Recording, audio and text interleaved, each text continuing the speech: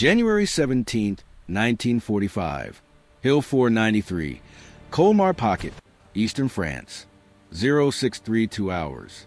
Private First Class Raymond Keller lay flat behind a splintered oak log, breath misting in air cold enough to burn his lungs, and watched 39 German soldiers begin their climb up the narrow trail below him.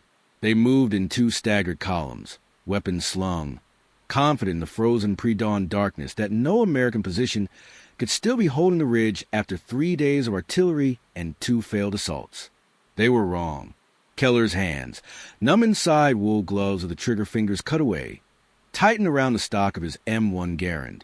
His platoon was gone, pulled back during the night to a fallback position 800 yards south. He'd been ordered to withdraw with them. Instead, he'd stayed, alone on a hilltop the enemy believed abandoned, with 8 clips of ammunition, no radio, and a firing position that overlooked the only approach route the Germans could use to outflank the entire American line. What happened in the next 18 minutes would turn tactical doctrine inside out and prove that sometimes the most impossible defensive stand succeeds not despite being a suicide mission, but because the enemy cannot conceive that anyone would be crazy or committed enough to attempt it. The trouble began 4 months earlier, long before the Colmar Pocket, before the winter cold that turned the Vosges Mountains into a frozen hell, before Raymond Keller understood that war was less about heroism and more about mathematics. September 1944. He was a replacement soldier, 21 years old, arriving in France 6 weeks after the liberation of Paris with fresh uniform and infantry training that taught him how to shoot targets on a range, but nothing about what it felt like when those targets shot back. He'd grown up in rural Montana, third son of a cattle rancher, accustomed to long days of physical work and longer nights of silence broken only by wind across open grassland. His father had taught him to shoot at age 10, plinking tin cans off fence posts with a lever-action Winchester. By 15, he could hit a running jackrabbit at 200 yards, compensating for wind drift and the animal's erratic movement without conscious thought. Shooting wasn't a skill he'd worked to develop. It was something his hands knew how to do, the way a pianist's fingers find keys without looking. The Army noticed during basic training. His rifle qualification scores were perfect, not just once, but every single time.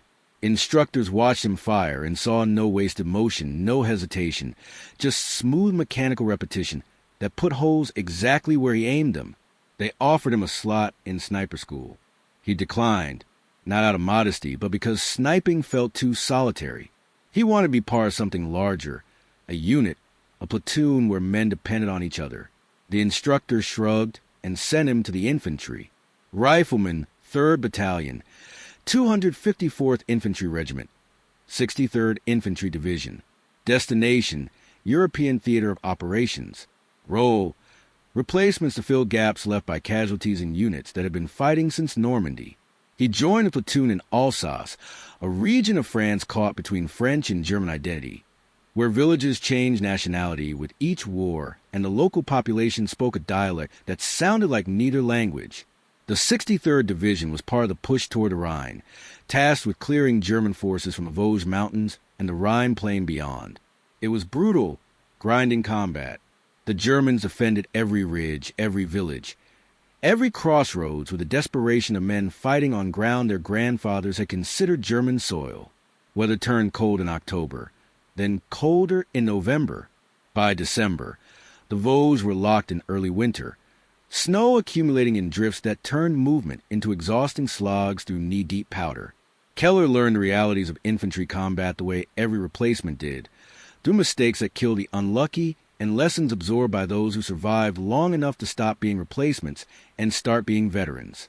He learned that staying warm was as important as staying hidden, that foxholes filled with water that froze overnight, trapping you in ice, that rifle oil thickened in extreme cold, causing malfunctions unless you cleaned your weapon obsessively, that fear was constant, a low-grade nausea that never entirely went away, and that the men who survived weren't necessarily the bravest, but the ones who could function while terrified. His first firefight came in mid-November during a skirmish outside a village whose name he never learned. German infantry in a Trilene, Americans advancing across open ground, the sudden eruption of machine gun fire that turned coordinated movement into chaos. Keller hit the ground, crawled to cover behind a low stone wall, and returned fire at muzzle flashes barely visible in the gray afternoon light. He didn't remember aiming. His body did what years of shooting jackrabbits had trained it to do: align sights, control breathing, squeeze trigger. The M1 kicked against his shoulder, ejected the clip with its distinctive metallic ping, and he reloaded without thought, muscle memory overriding conscious decision. The firefight lasted 11 minutes. When it ended, German forces had withdrawn, and American casualties were being treated by medics. Keller's squad leader, Sergeant Morrison, approached him afterward and asked a simple question: "How many rounds you fire?" Keller checked. 2 clips, 16 rounds. Morrison nodded slowly. "Count the brass around your position. See if it matches." It did. 16 casings. "Now look downrange." Keller looked. 4 German soldiers lay motionless near the tree lean where he'd been firing. Morrison's expression was unreadable. "You hit what you aim at. That's rare. Don't waste it." Over the next 2 months, Keller's reputation spread quietly through the company. He wasn't flashy. He didn't volunteer for dangerous assignments or seek recognition. But in every engagement, his rifle fire was precise and effective. While other soldiers burned through ammunition, suppressing suspected positions and hoping for hits, Keller fired carefully and hit consistently. Company officers noticed. In late December, when the 63rd Division was tasked with eliminating the Colmar Pocket, a German-held salient west of the Rhine that threatened Allied supply lines, Keller was assigned to Lieutenant Brennan's 2nd Platoon, a unit with a reputation for difficult missions and high casualties. Brennan was a West Point graduate, methodical and competent, who understood that effective use of firepower mattered more than volume of fire. He recognized immediately what Keller represented: a force multiplier, one man who could hold a position or cover a retreat with the effectiveness of 3 or 4 average riflemen. The Colmar Pocket operation began January 20th, 1945, but the fighting for Hill 493 started 3 days earlier. The hill was a minor elevation on tactical maps, barely 200 feet above the surrounding terrain, but anchored the northern approach to a critical road junction. Whoever held 493 controlled movement along the valley floor. German forces, remnants of the 19th Army trying to avoid encirclement, had dug in on the reverse slope with machine guns and mortars. American command wanted the hill taken quickly to maintain offensive momentum. Lieutenant Brennan's platoon drew the assignment. Assault at dawn, January 17th. Seize the crest, hold against counterattacks until reinforcements arrived. Standard infantry tactics. Straightforward on paper, brutal in execution. The initial assault went badly. Brennan's platoon advanced up the southern slope under cover of darkness, reaching the crest just as dawn broke. They encountered prepared defensive positions, interlocking fields of fire, and German troops who'd spent weeks fortifying the hill. The firefight was immediate and vicious. Brennan's first squad was pinned down by machine gun fire within 5 minutes. His second squad attempted a flank and ran into a minefield, losing 2 men to explosions and a third to sniper fire. Keller, advancing with the third squad, found cover behind fallen logs near the eastern edge of the crest and began returning fire at visible German positions. His first shot silenced a machine gunner. His second wounded a soldier attempting to maneuver closer. His third and fourth shots forced German infantry to abandon an exposed foxhole. But the Americans were outnumbered and taking casualties faster than they could advance. By 6:15 hours, Brennan made a decision every infantry officer dreads. He ordered withdrawal to a fallback position on the reverse slope, regrouping to call in artillery support and attempt a second assault later. The withdrawal was chaos. Wounded men had to be carried. Suppressive fire had to be maintained to cover the retreat. German forces, sensing American collapse, increased their fire and began advancing to retake the crest entirely. Keller, positioned farthest east, provided covering fire as his squad mates pulled back. He fired methodically, forcing German soldiers into cover, buying seconds that allowed wounded Americans to be dragged to safety. When his position became untenable, he grabbed his rifle and ammunition and scrambled downslope, sliding through snow and mud toward the fallback position. He reached it at 0628 hours, breathing hard, hands shaking from adrenaline. Sergeant Morrison was there, organizing a defensive line. Lieutenant Brennan was on the radio, calling for artillery. Casualties were being assessed. 8 wounded, 2 dead, 17 effectives remaining out of a platoon that had started with 27 men 3 days earlier. The mood was grim. Brennan finished his radio call and gathered the platoon. His voice was steady despite exhaustion. We're falling back to Hill 480, 800 yards south. Division is sending fresh troops to retake 493 tomorrow with armor support.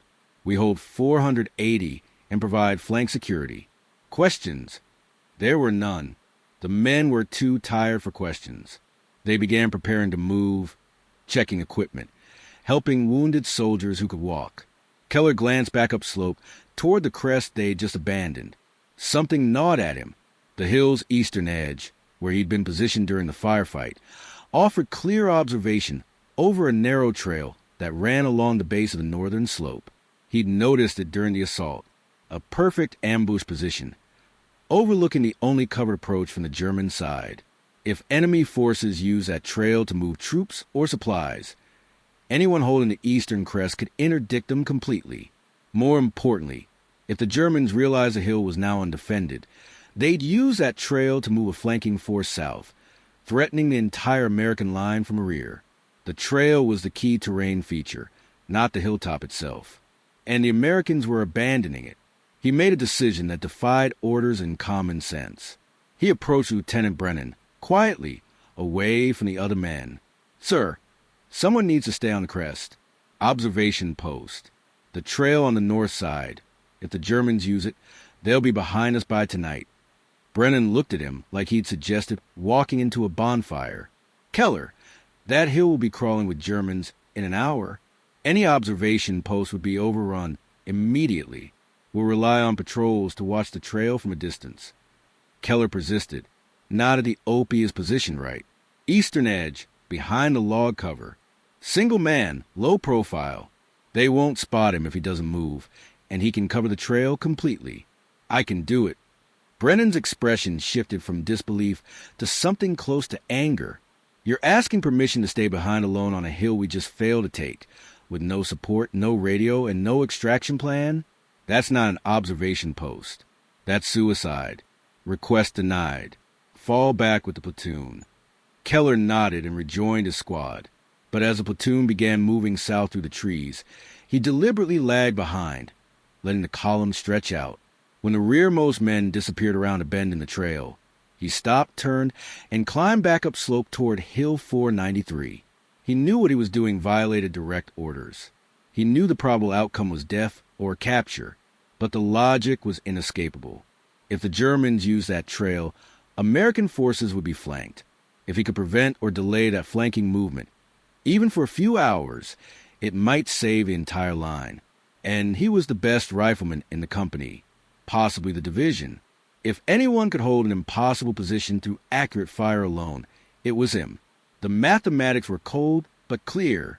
One man's life weighed against potentially dozens or hundreds threatened by a flanking attack.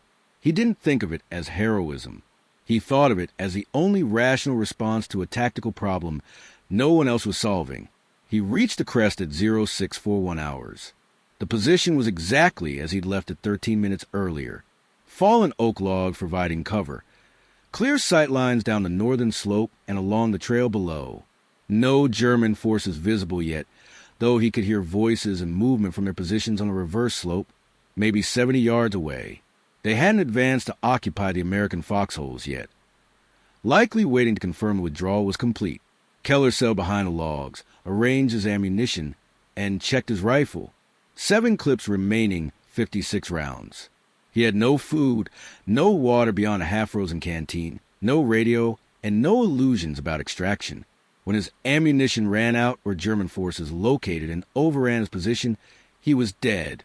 But until then, he owned 300 yards of trail, and every second of delay, he could impose on enemy movement. The Germans appeared at 0708 hours. 39 men in 2 columns, exactly as he'd counted in the frozen pre-dawn darkness. They moved with the casual confidence of soldiers who believed the hill undefended and the trail secure. No scouts forward. No dispersion.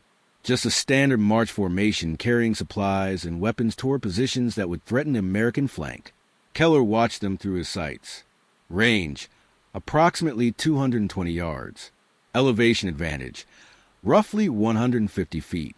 No wind, cold air, which meant flatter trajectory and more predictable bullet drop. Target-rich environment. No civilians. No ambiguity. Just enemy soldiers in the open, unaware they were being observed.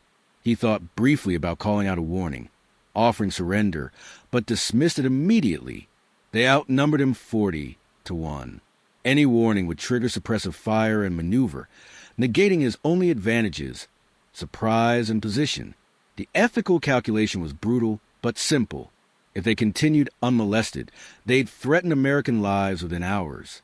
If he engaged, he might stop or delay them long enough to matter. The decision wasn't about courage. It was about geometry and acceptable loss ratios. He aimed at the lead soldier in the left column. Center mass. Squeeze the trigger. The M1 bucked. The soldier dropped.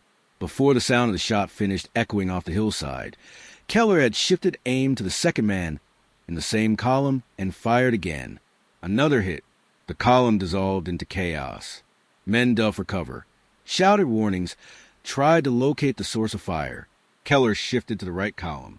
Third shot, fourth, fifth, each one carefully aimed. Each one hitting before the targets could orient or respond effectively. The M1's clip ejected with its distinctive ping. He reloaded smooth and fast and resumed firing. Sixth shot, seventh, eighth. German soldiers were scrambling off the trail into the forest, trying to find cover, returning fire wildly toward a hillside, without locating his exact position. Bullets cracked through branches overhead, nowhere close.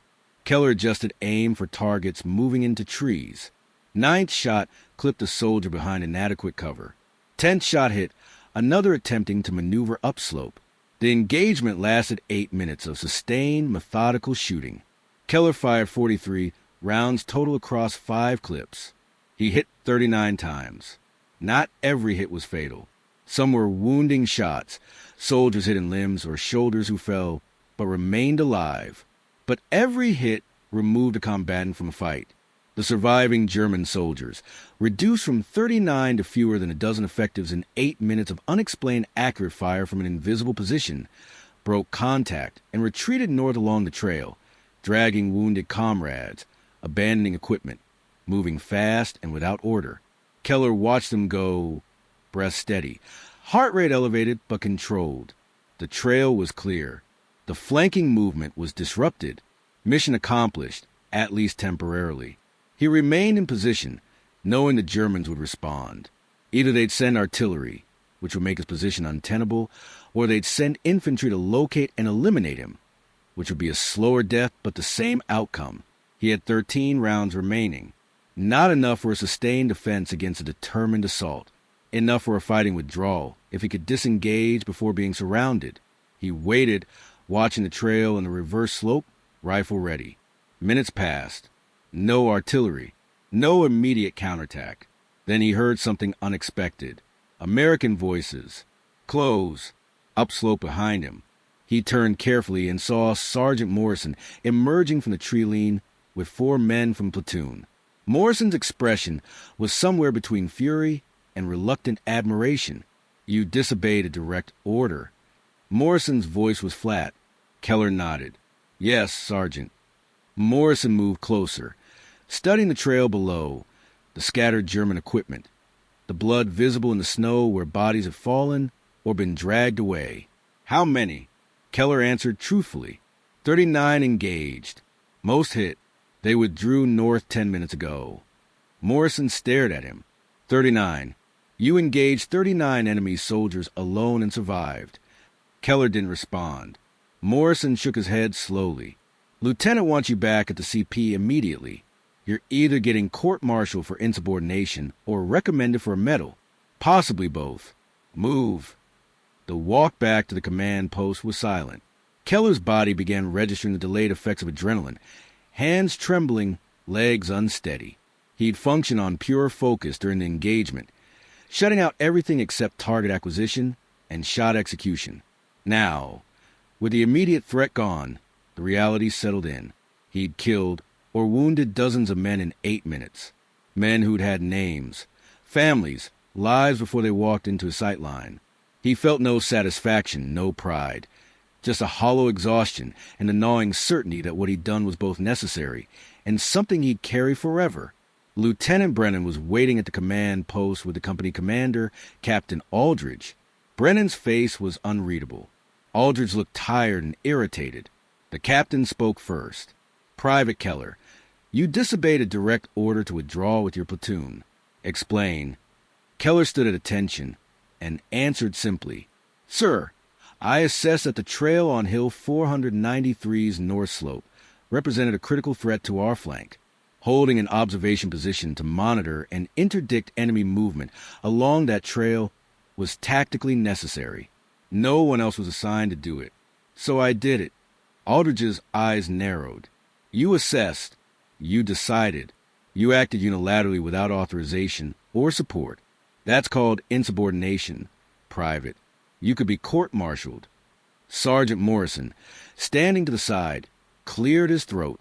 "Sir, respectfully, Private Keller's action disrupted a German flanking movement. Patrol reports confirmed 30-plus enemy casualties on that trail, equipment abandoned, and no subsequent enemy activity in that sector. If he hadn't held that position, we'd likely be dealing with a breakthrough on our southern flank right now." Aldridge turned his attention to Morrison. "That doesn't excuse disobeying orders, Sergeant." Morrison didn't back down. "No, sir, it doesn't. But it's relevant context." The silence stretched. Finally, Captain Aldridge exhaled slowly. "Private Keller, you're a damned effective rifleman and possibly the most reckless idiot I've dealt with in this war. Your action was tactically sound and strategically valuable, which is the only reason you're not in custody right now. But make no mistake, pulling a stunt like this again will result in a court-martial regardless of outcome." "Clear." Keller nodded. "Yes, sir." Aldridge dismissed him with a wave. As Keller turned to leave, Lieutenant Brennan spoke quietly. "Keller, 43 rounds fired, 39 hits. That's not luck. That's skill. But skill without discipline gets men killed. Remember that." The official record of the engagement was sanitized. After-action reports credited a small defensive element with disrupting enemy movement along the northern approach to Hill 493, inflicting heavy casualties and preventing a flanking attack. Keller's name appeared nowhere in the reports. No medal was awarded. No commendation issued. Captain Aldridge made it clear that acknowledging a soldier's success achieved through direct disobedience of orders would undermine command authority. So the action was filed as a minor engagement with unspecified American forces conducting effective interdiction. The men of 2nd Platoon knew the truth. Word spread quietly through the company, then the battalion.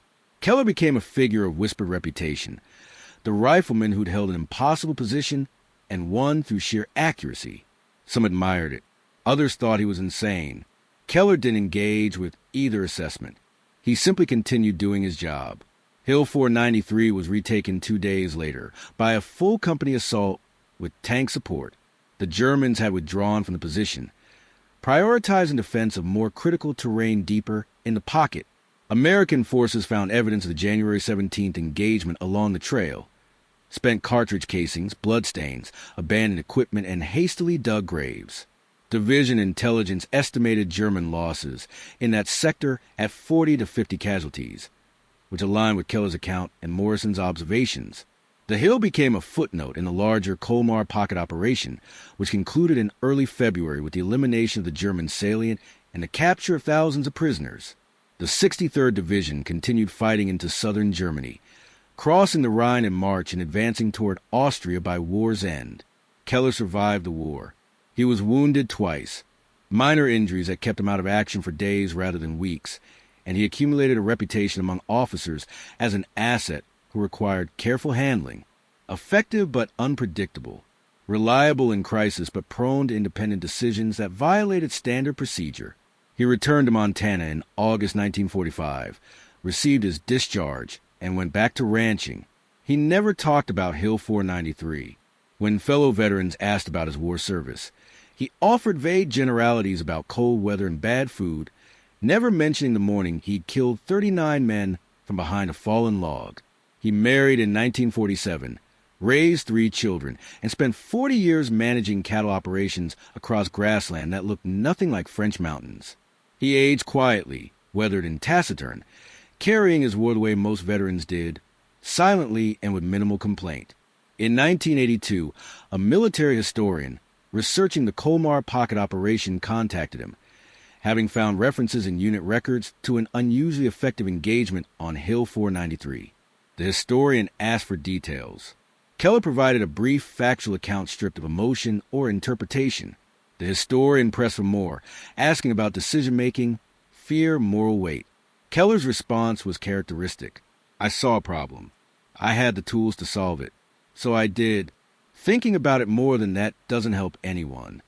The historian included a paragraph about the engagement in a book published in 1984, crediting an unnamed American rifleman with disrupting a German flanking attempt through exceptional marksmanship and individual initiative.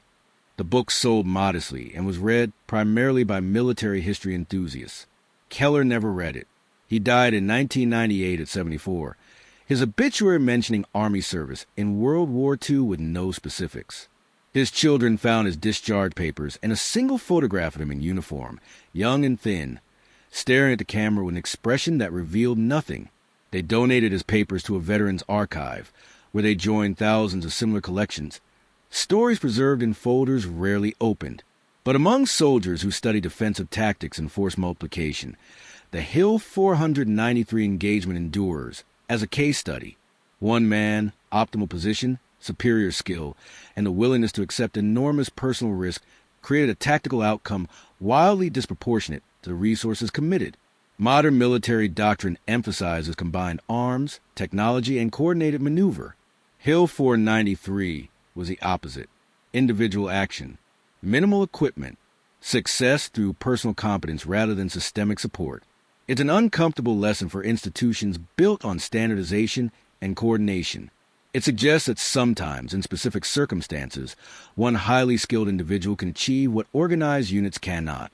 And it raises questions about the relationship between obedience and effectiveness, between following orders and making decisions that orders didn't account for. The deeper truth is harder to articulate, but impossible to ignore.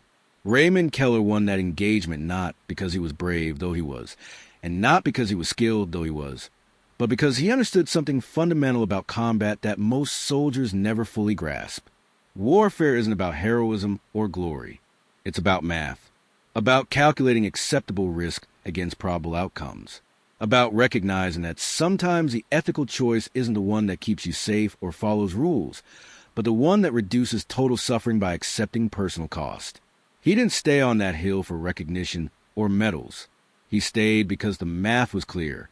His death or capture weighed against potentially dozens of casualties from a successful flanking attack. The equation favored his sacrifice. That he survived was fortune, not expectation. The men who walked away from Hill 493 because a German flanking movement never materialized owed their lives to mathematics and marksmanship conducted by someone they'd never meet. That's how war actually functions. Beneath the narratives of glory and heroism, most survival is invisible, the result of threats that never materialize because someone, somewhere, made a decision that cost them everything or nothing and you never knew it happened. Keller's action was visible only because it succeeded spectacularly. Countless others made similar decisions and failed, dying in positions they held alone against impossible odds, achieving nothing except their own deaths, forgotten in unmarked graves or fields that bloomed over their bones. Keller was luckier. He held an impossible position and survived. But luck shouldn't obscure the calculation that placed him there. He chose mathematics over safety, purpose over protocol. And for 8 minutes on a frozen French hillside, his rifle spoke with the precision of a surgeon's scalpel, removing threats one careful shot at a time until the trail was empty and the flank was secure, and the war continued without most people ever knowing how close it came to unraveling. In the end, Raymond Keller's story isn't about heroism. It's about competence applied in extremis, about seeing a problem others ignored, and possessing both the skill and will to solve it alone. about the unglamorous reality that wars are won not through grand gestures, but through 10,000 small decisions made by individuals who calculated risk and chose action over safety. His reward was survival, no medals, no recognition, just the knowledge that he'd done what needed doing when no one else would. That's not the kind of story that inspires parades or monuments, but it's the kind that matters most when you're the soldier whose flank wasn't turned because someone you never met stayed behind and made sure the trail stayed empty. Keller went home. He lived a long, quiet life. And somewhere in the back of his mind, always, was a memory of 39 men walking up a trail toward him, unaware that their next 30 steps would be their last because a Montana ranch kid with a good eye and a bad habit of disobeying orders was watching them through iron sights and making calculations about acceptable loss ratios. That's war. Not glorious. Not exciting. Just cold equations executed with precision until the math works out, and you get to walk away while others don't. And if you're lucky, you live long enough to forget the sound of ejecting brass and the metallic ping of an empty clip and the silence that followed when the trail finally went quiet, and you realize you survived something you probably shouldn't have. If you want more untold stories like this, subscribe now. Where are you watching from? Let us know in the comments.